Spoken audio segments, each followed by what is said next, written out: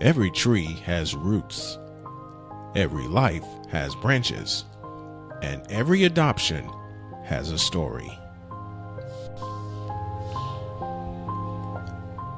Some stories begin with questions, some begin with loss.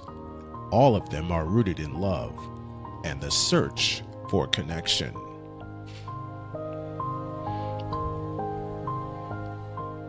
This is Janet Munro, and this is Roots and Branches Adoption Stories, a podcast where real stories take root and grow. Because the more we share, the more we understand, and understanding helps us grow.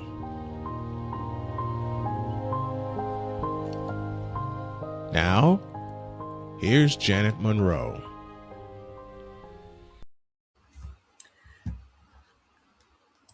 Hello, and welcome to our first episode of Roots and Branches Adoption Stories on KPhred Radio. I'm Janet Munro, and today, this is personal. This show was not created in a boardroom. It was not created as a business plan. It was created from a phone call that changed my life.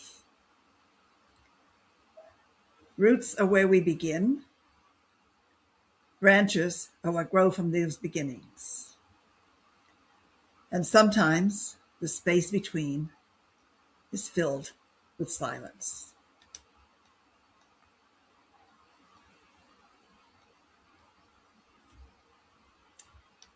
It was June 2nd, 1970, when I gave birth to my son, who was adopted right out of the hospital.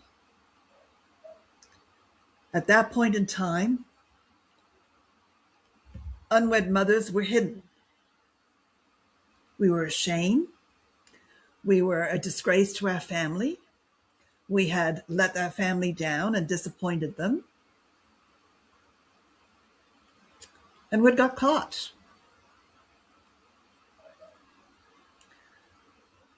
But I'm going to say I was 20 years old when I lost my virginity. I wasn't a person who slept around, not with a different man every night. I had a job in the summer of 1969 working at a fishing lodge in the Northwest Territories.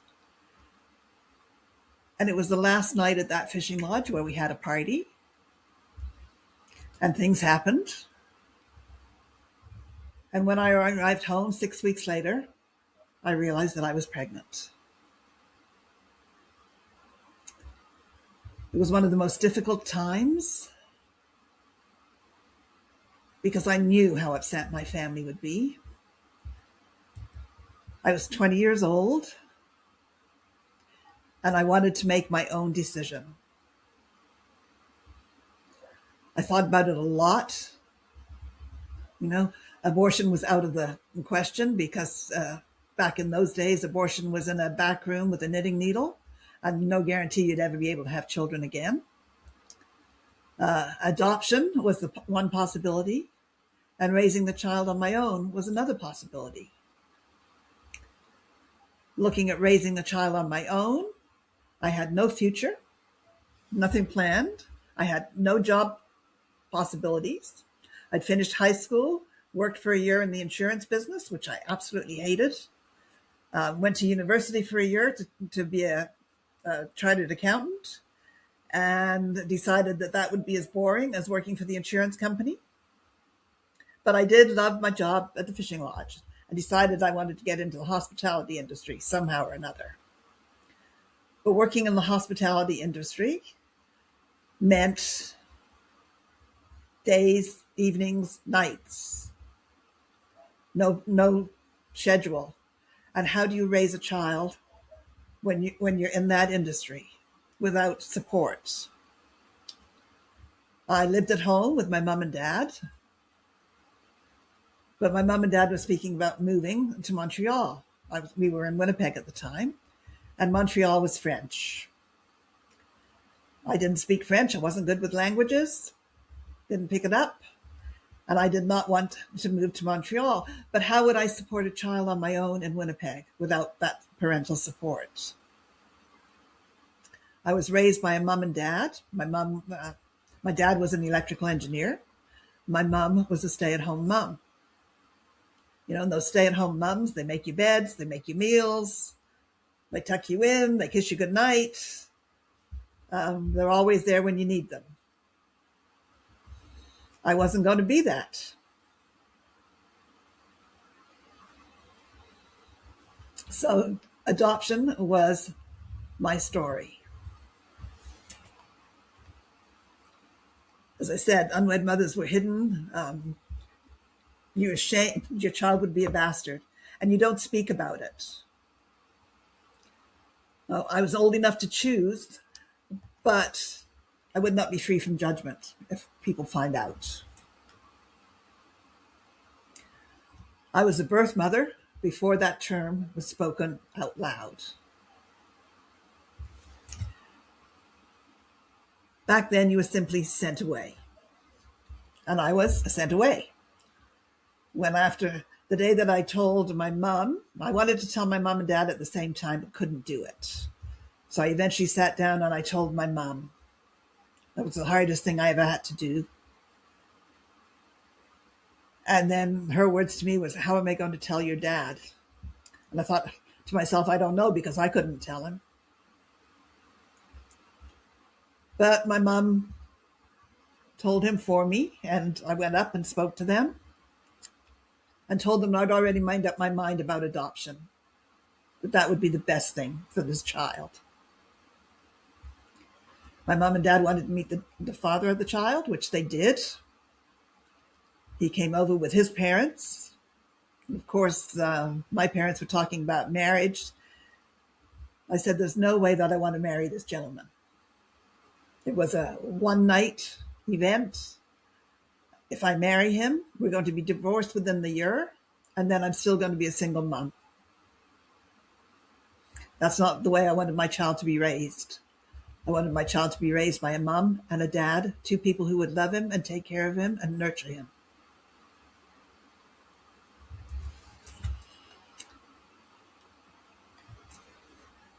After I told my mom and dad, we got through Christmas, and then at the beginning of January of 1970, they sent me to a family home. It was a mom, dad, two children.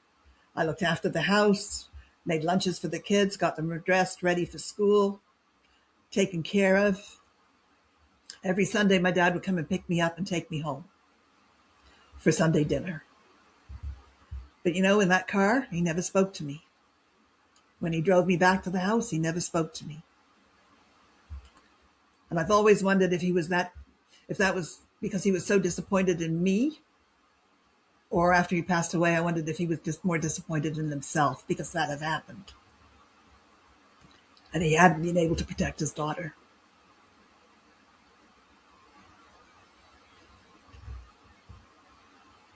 I spent 5 months with those people. And then one morning, I woke up, didn't know what was happening, but it was my water breaking. Went to the hospital to give birth. I've never seen or spoken to those people again or since. I gave birth on June the 2nd to a redheaded baby boy. And the nurse did not know he was going to be adopted, so she actually let me hold him for about 5 minutes. And then he was taken from me and taken away. I went to see him a couple of times through the glass windows they had to the nursery. But then I ended up going home. And you go home as if nothing happened.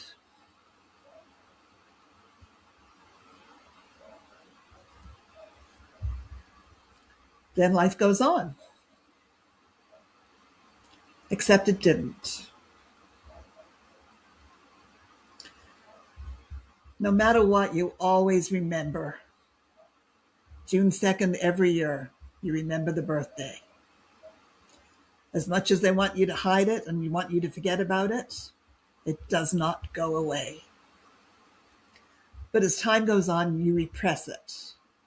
Those feelings, they become more hidden. And as I told you, you have to forget it. And I don't think, as I said, I don't think you ever forget it, but you just, those feelings kind of get buried. And I can tell you that they get buried because after my father passed away, I found, cleaning up his house, I found a letter from the adoption agency. And that letter was looking for information about me back in 2004. We're in 2016 now. And I knew as soon as I saw the letter that I was going to call them and find out about where my son was. So I did. It took almost a year before I had a response from them telling me what his name was, telling me his last known address, and telling me that they could not find him. His name was Dwayne Tabinski.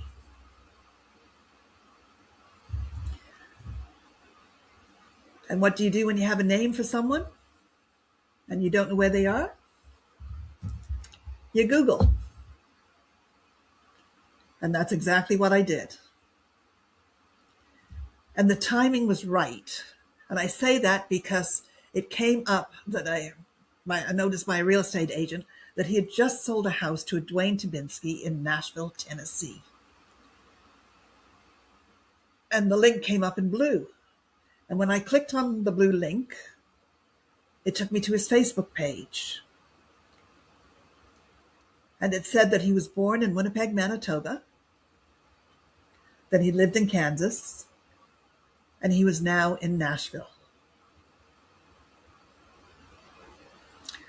Well, let me tell you, there can't be too many Dwayne Tabinskis from Winnipeg, Manitoba, and that's where he was born. It took me, as I said, to his Facebook page and told me where he was working.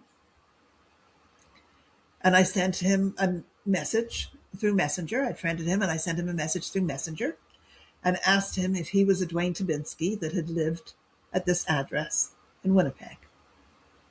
I did not get a response.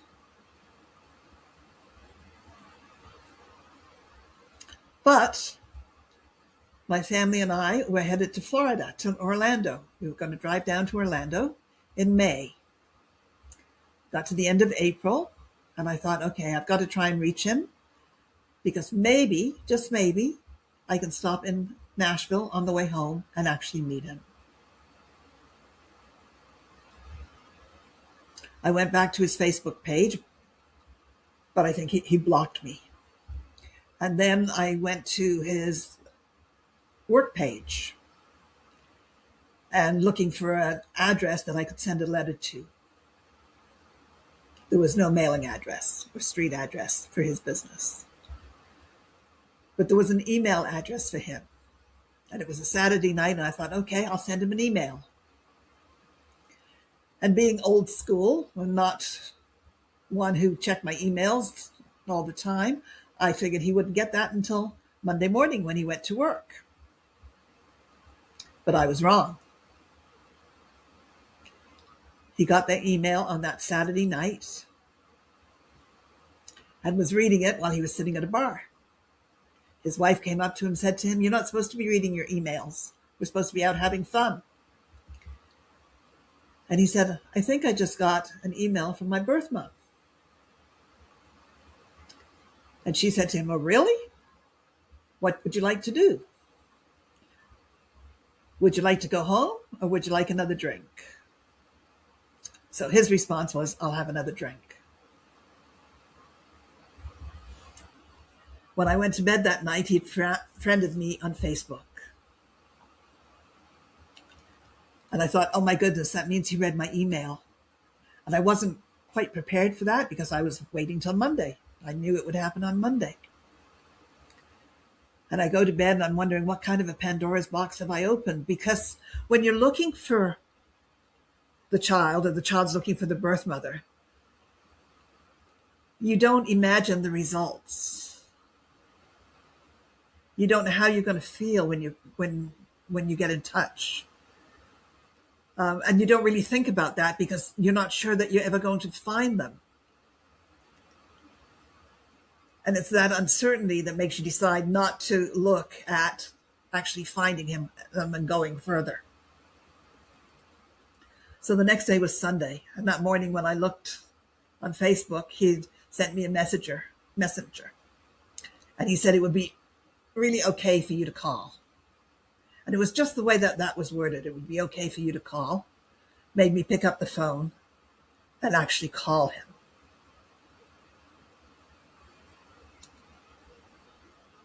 Before I even got a chance to say hello, he picked up the phone and he says, I have 3 things I want to tell you.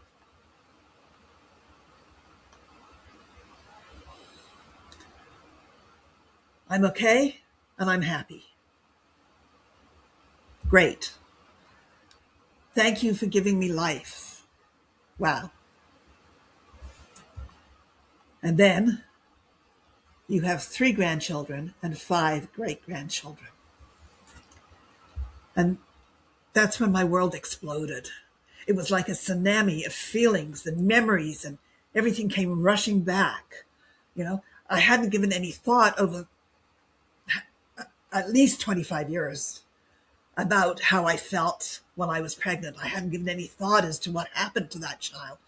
All I remembered was this redheaded baby in my arms, and look at what I missed. I missed him having 3 children. I missed having great grandchildren. I just missed his whole life. And my world changed.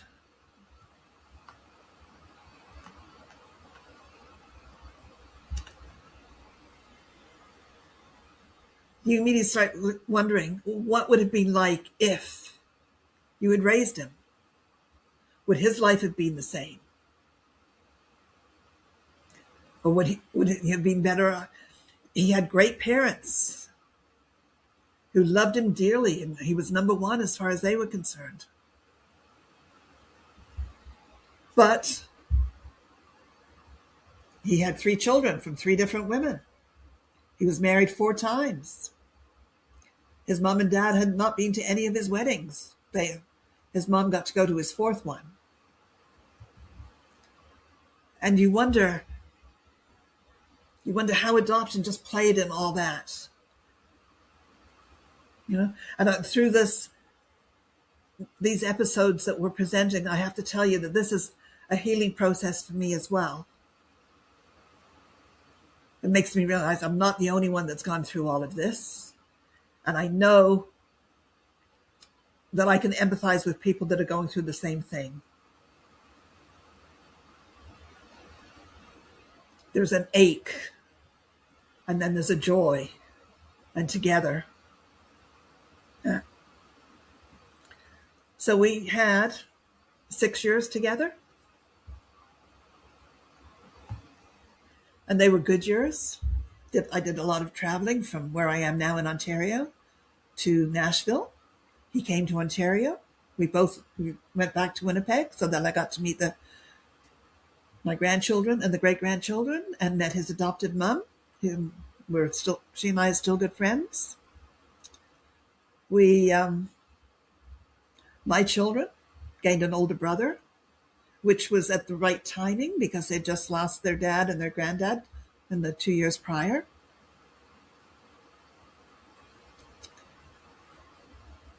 But we only had 6 years. And it was not enough. In 2023, he died in a workplace accident.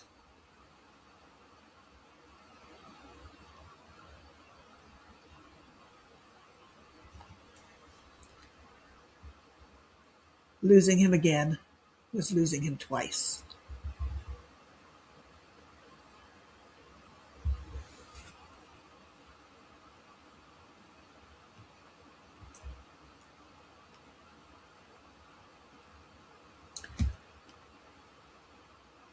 But today we're doing Roots and Branches. And adoption is just not one story. That was my story. That lets you know why I am doing this. and what it means to me to be part of this. It isn't just the story of a birth mother or an adoptive parent. It's also the story of the child who grows up inside the system. And that's why I'm not doing this alone.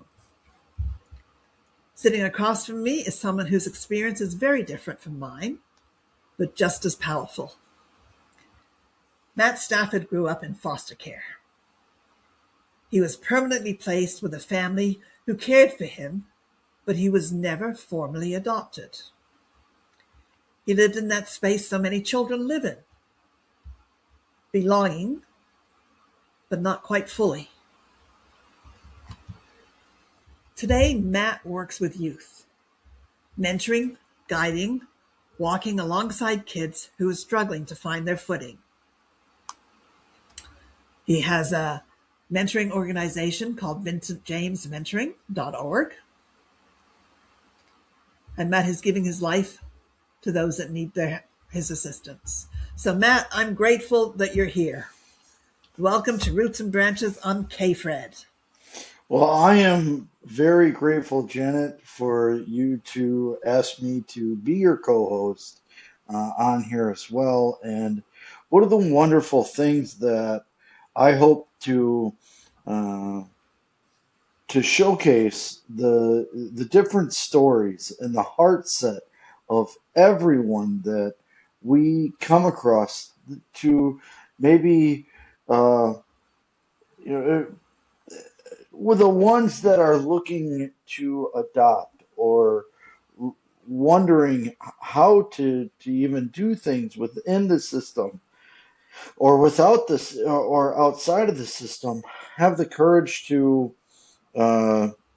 share their story, to encourage them to potentially adopt or foster.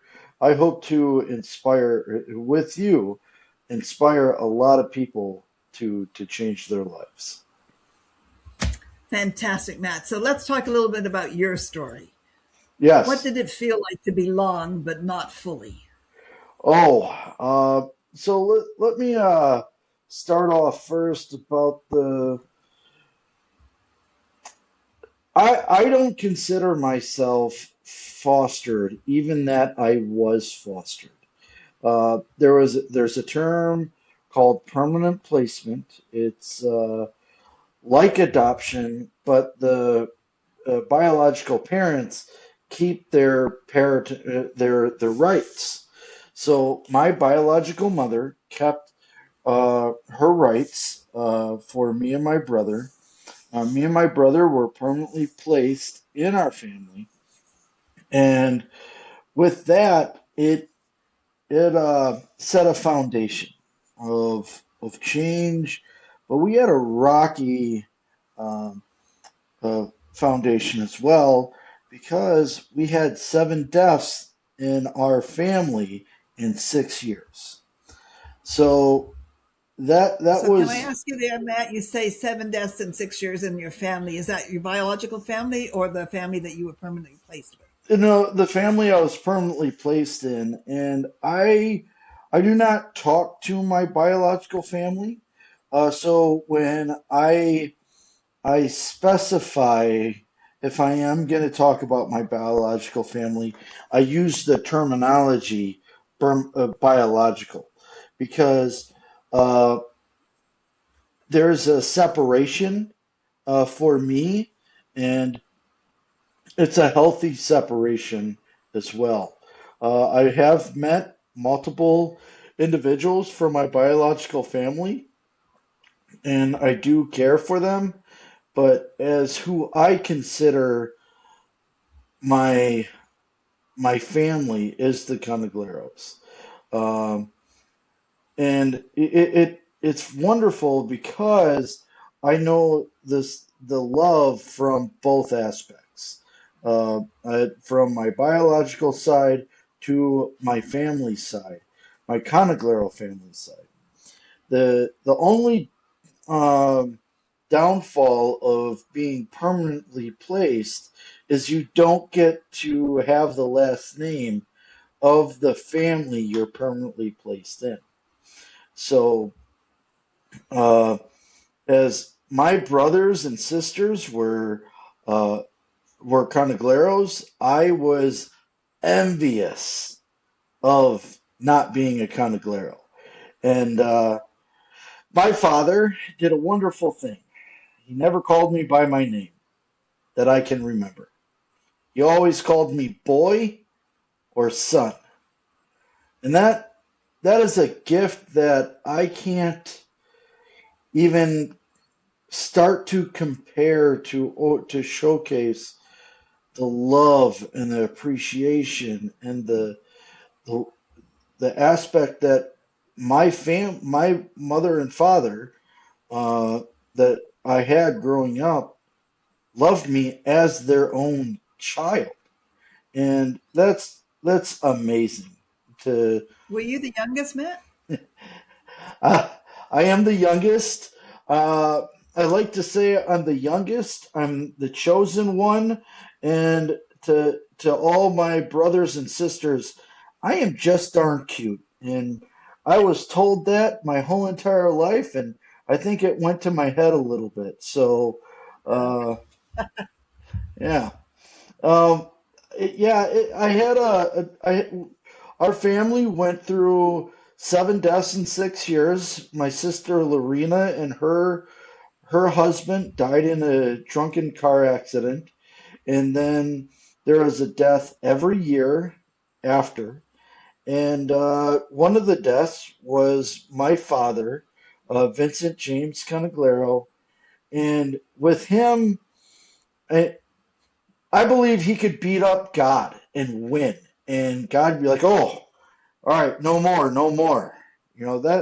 That's how much faith I had in my father, and uh, I think that's a wonderful thing for a boy to think about for a father, to have that superhero image, and it took a long time for me not to look at my father as something um, so grandiose. So now that I'm a father, I have the opportunity to give the stability that my parents gave me.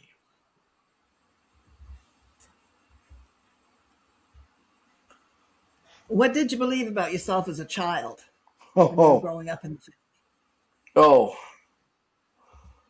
I, on one hand, I believed I wasn't worthy to have the Conaglero name, and on the other hand, I believed I was worthless.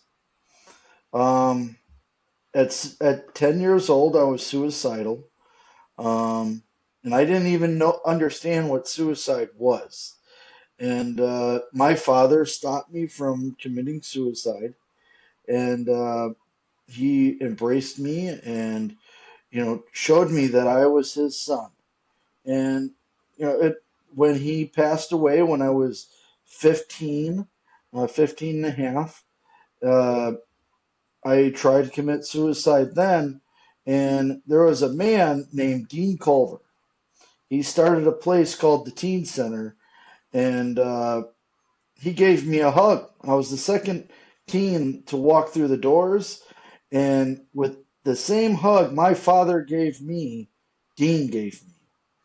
And so I threw my backpack away that had a suicide note and a butcher's knife in it, and I got into the teen mentoring world. I was 15 and, you know, just full of just anger and frustration and misunderstood. And I think the shenanigans I pulled on my school and my family, they were just ready for me to be out of the house. So after a while, I was second in command of another nonprofit called Strong Links, and we had 3 teens pass away in that previous outreach. Gil, Bradley, and uh, Gil, Bradley, and Oh, Brad. Yeah, the third boy was Brad as well. Um, and it was really devastating to me. I went into a depression that I can't fully explain. And there was a man that um, saved my life again. And gosh darn it, it was by a hug. And uh, I was going through life just miserable. And as the previous outreach that I was in, uh, the director decided to dissolve it, and I looked at my life was over. I didn't know what to do, and I was just, I had girlfriends, I was drinking, I was doing a whole bunch of stuff, and I decided to go to church. And there was a man named Bill Gunderson, and I knew this man from years past, and he, I wanted to fight him in church. I wanted to go to jail. I wanted to How fight a old were you at pastor. this time? I was uh, I was probably 28 at this point. This was right out of my depression when I started Vincent James Mentoring. And Bill Gunderson, when I walked into Fox River Christian Church in Waukesha, he didn't know it, but I was going to fight him and go to jail. And this man gave me a hug, just as my father gave me a hug. And it stopped me. So it put me on the path of putting this outreach together. Now I have a family. I have a wonderful wife. I have a daughter that, oh my gosh, is she just, if there's somebody cuter than me, I think it's my daughter. So, um, I Tell would, me, is she a redhead? yeah, I also want to state that I love my wife, and I think my wife's even more beautiful than my cuteness. Uh, my sister and mother that I grew up with, they instilled this self-confidence in me, so it's their fault. Um, So so I have a question for you, Matt, because you told me earlier that you taught yourself to read and write by the time you were 28. So yes, what happened to you in school? Did you finish school? Did you? yes, I did finish school, but I mean, I went to school to sleep and drink and have fun. Oh gosh, the shenanigans I did. Holy cow. I put crickets in the air ducts. I released three pigs in my school, one, two, and four, and everybody was looking for the third one. Uh, I just wreaked havoc on my school. It was just horrible. I had a lot of fun though. Um, I'm sure you did. I mean, the teachers hated me. Oh gosh. Uh, but I was just full of anger, and I wanted to believe, I wanted the grief to stop. So I All started right. So was your anger? What was your anger from? uh, that I thought God killed my family, and I hated God at the time, and I didn't know how to manage my grief. My anger was grief, but misunderstood grief. And And that was because of the you said 6 deaths in 5 years, or 7 deaths in 6 years. and that was from the age of 9 to the age of 15. Nope. From the age of 12 and on. All right. No. And most of the time, the deaths happened around my birthday as well. So not every single one of them, but like four of them happened around my birthday. if it wasn't right in November, it was really close to it. And I just couldn't catch a break. So, So that was a trauma that was going through, along with being permanently placed. You yeah, I had the wanted my trauma of birthday Mary's death. cake. Absolutely. So, what about other youth today? Do you find, and when you're mentoring, that the youth of today have some kind of trauma that, other than the fact that they're adopted So, in their lives? every single person on the face of the planet has some type of trauma. If you're going, there's trauma that you allow it to control your life, or you control it. So I developed a nonprofit that helps manage people's understanding for trauma. It's a mentoring and a counseling nonprofit. We get to serve the ones that no one really wants to serve, that is extremely difficult to serve. And to be honest, gosh, drama is kind of my lifestyle. It's comfortable to listen to someone's problems and find a solution.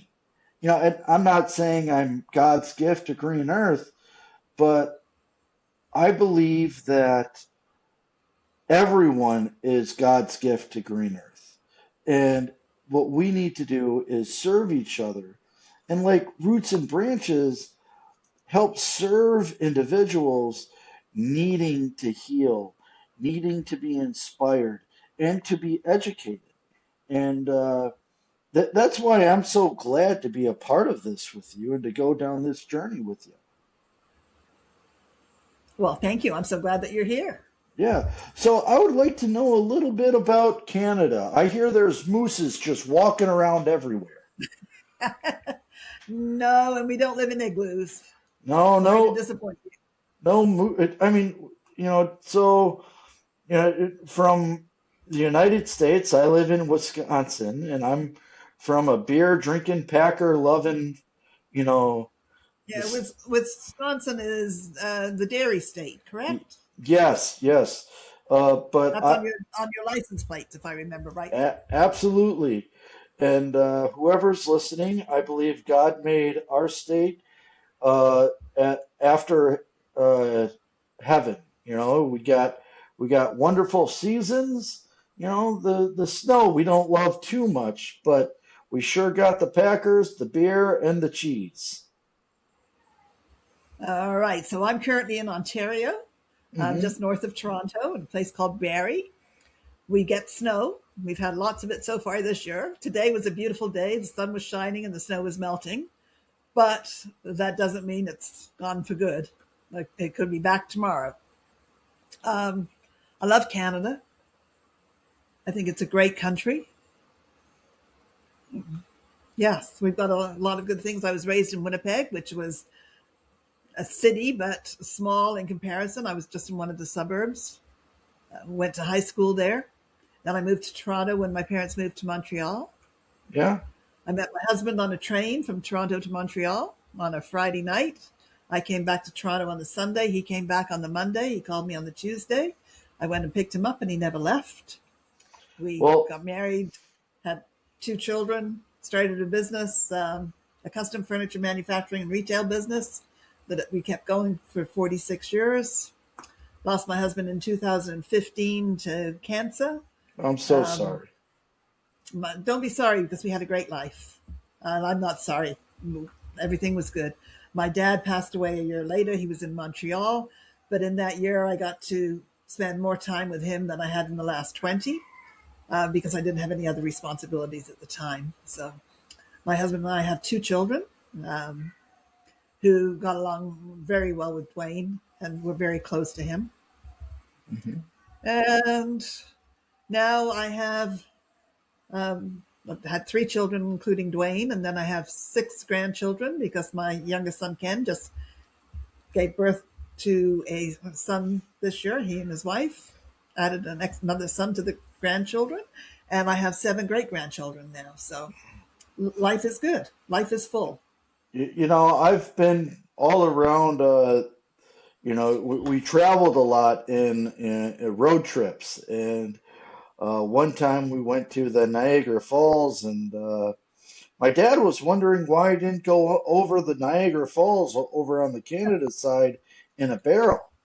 And he was about to do it, and I said, Dad, I think that's just I think that's a folk tale. And he says, whatever. I'm kidding. Well, there are a few people that have been over and survived, but there are those that have been over and not survived. Well, I'm Niagara kind of Falls is fairly joking, close. but it is wonderful the similarities that we have, but also we have a lot of differences compared to the adoption and agencies, the social systems, and how things run. And I would expect our listeners are from all across the world. Yes, they are. And adoption in Canada is different now to what it was in 1970. 1970, you just signed a piece of paper, and the adoptive parents, Shirley and Mike, they had to go through home visits and make sure the house was correct and that they were capable of looking after a child. And but it was not. They never had to pay anything for it. And in fact, when they adopted Dwayne, Shirley told me that the week after he came home from the hospital, there was a trainload of 40 babies that was sent to Minneapolis to be Whoa. adopted because there were not enough people in the area to adopt. Wow. So we lost 40 Canadian babies to the United States. And hopefully they were all raised and with good families and happy. Well, they got dual. I don't know if they kept dual citizenship, but it's wonderful that there's families out there. There's individuals that uh, have the calling to adopt and to foster, and it's very tough on both sides. To give up your biological child and to be an adoptive parent or a foster parent. And I hope that with this platform that we have, that we're growing, is that we inspire people to learn more, to think about adoption or foster care, or to help support the families that do have foster care and adoption, and to support the individuals that feel it's necessary to give up their children, and for different situations, and that just must be heartbreaking. But knowing that they're going to a home that serves them well. So what does family mean to you now?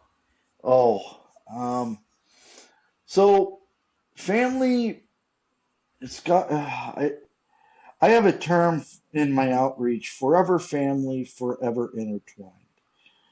Um, I don't really know how to explain it except that my father was not my biological father. He and my mother wasn't my biological mother, but they gave us love, stability, and they gave us things that we wouldn't have had with our biological parents. And our biological parents were mentally disabled, and they wanted to harm my brother and myself. So for them to give us up was a wonderful thing. But the term family, to me, I don't know if I can put it into words, uh, really, because my father never said family. He just called me his son and his boy, and he loved everybody. Holy cow! Our house was a chaotic, organized zoo. Uh, the neighbors were his sons and daughters. And my father was a friend to everybody. But, he had the sarcasm and the stoicness to back it up. And he was a jokester at heart. Um, but what's wonderful about my family is that my family is big, but we're also very connected, and we still love each other tremendously. We don't consider each other foster brothers, or foster kids, or my my foster mother does not consider herself a foster mother. Um, my sister that's still alive doesn't consider me a foster brother. She considers me a brother. And I got a shout out to my two brothers that are muscle car heads. And I got to learn uh, how to work on cars a little bit growing up. Um, I love a 68 Ford Mustang. And that was the first car I was ever in, and I just loved it. My one brother has a Dodge. No, he has a Barracuda. I apologize. A Mopar uh, car. It's a muscle car, and uh, it's a drag car, and we just have a lot of fun going over and talking about it. And in the past, watching him race, it is really wonderful growing up in a big family. Well, I'll tell you, my daughter used to think friends were more important than family. And when she was growing up in her teenage years, friends were more important than family. But I used to tell her that families are forever. And that's what we are. Families are forever. Absolutely, like Dean Culver, uh, Bill Gunderson, Will Connor. Um, I have countless individuals that are family but not blood related. Uh, and one of the wonderful aspects is when you learn who do you consider family. Even when my sisters and brothers, we have spouts, but we're still family. And it's wonderful to learn and know that we're never giving up on each other. That's perfect. So, what do you think that people misunderstand most about adoption? Uh, what it means to what you're sacrificing and what you're gaining as well. With adoption and foster care or permanent placement, what you're sacrificing, what you're giving up of yourself, of your time, of your energy, but what you're gaining. You're gaining a new family member that you have asked for, and you're giving stability to a son or a daughter, to the individuals that don't that have the issues of where do I belong? How do I belong? It's a wonderful gift. It's a beautiful gift, but it comes with a hefty price tag. It does. Adoption is not a single event, it's a lifelong experience. Right.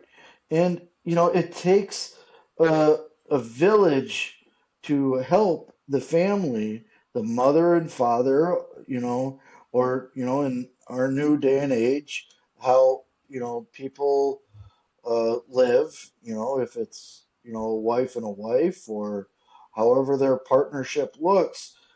And I traditionally look at a family as a husband and wife, and then their children. But what I want people to know is there's children, you know, babies, young kids, teenagers that need love and stability, and they need a sense of belonging. I think the biggest misunderstanding is the sense of belonging.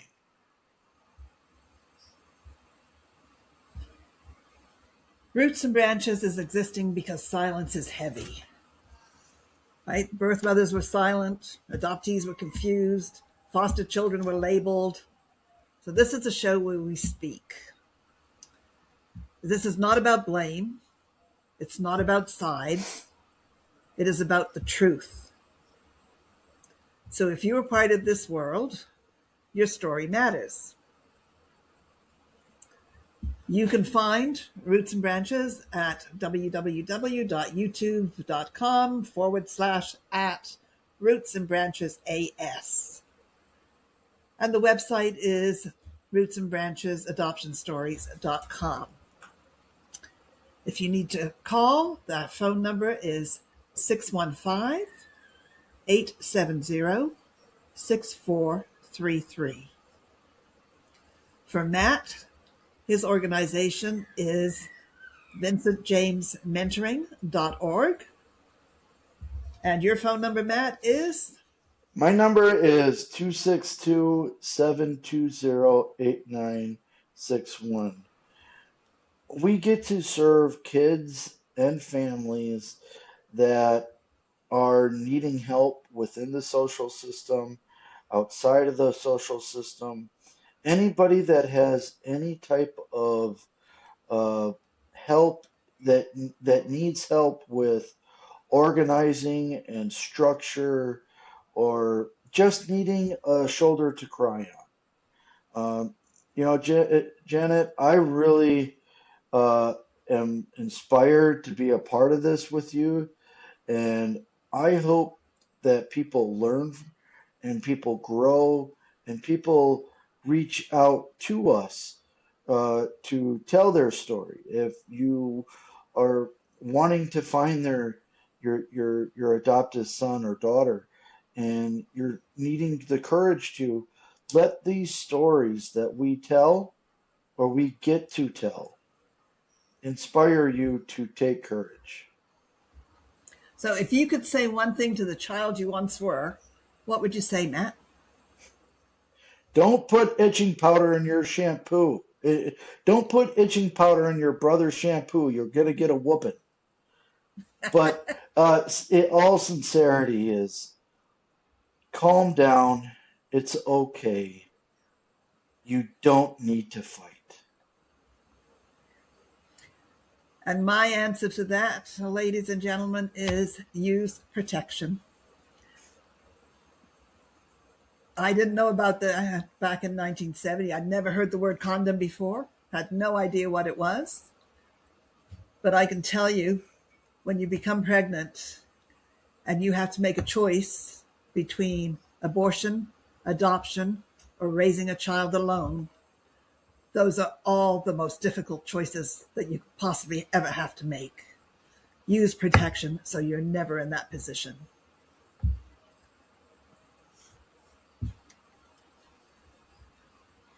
Do you agree with me on that one, Matt?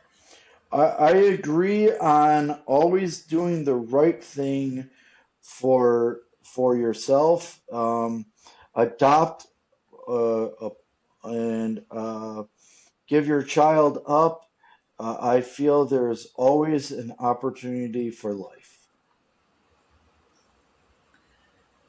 Right. Adoption begins with a decision, but it does not end there. It grows roots. It forms branches. And sometimes it circles back home. So thank you for being with us for our very first episode on KPhred Radio. I'm Janet Munro. Until next time, honor your roots, cherish your branches, and never underestimate the power of your own story.